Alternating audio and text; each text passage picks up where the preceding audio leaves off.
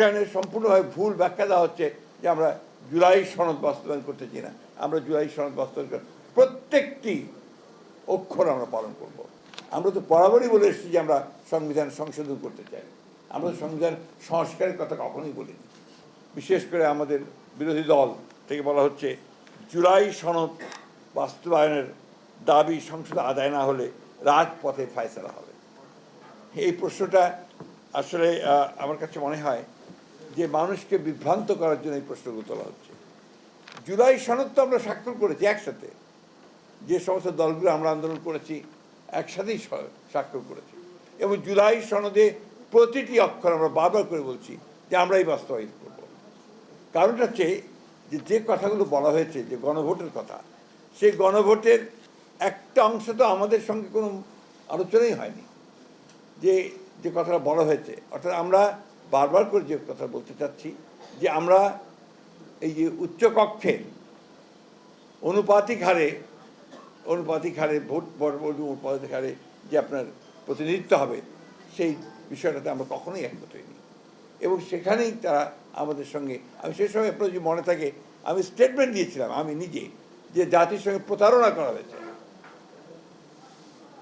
সেই reform commission তারা যে কথাগুলো সেদিন যেভাবে তারা নিয়ে এসছেন আমাদের কনসেন্ট ছাড়াই, সেই কনসেন্ট ছাড়া তারা নিয়ে এসছেন।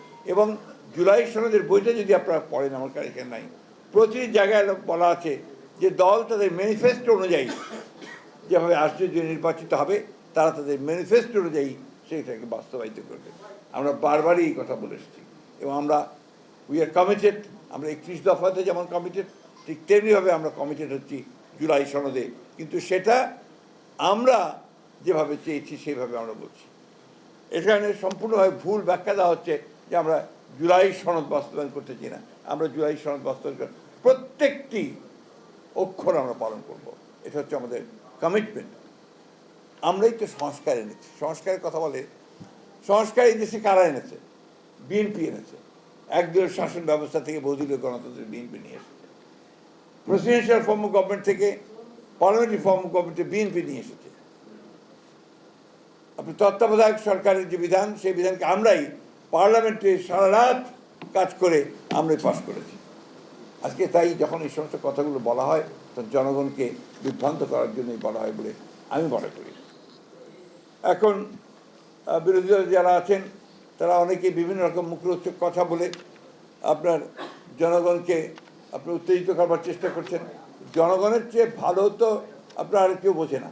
আমরা যতই মনে করি জনগণ কিন্তু সবচেয়ে ভালো বোঝেন, তারাই সেই সিদ্ধান্তটা সবচেয়ে ভালো নেবেন যে আমরা সংবিধান সংশোধনের ব্যাপারে কী বলছি।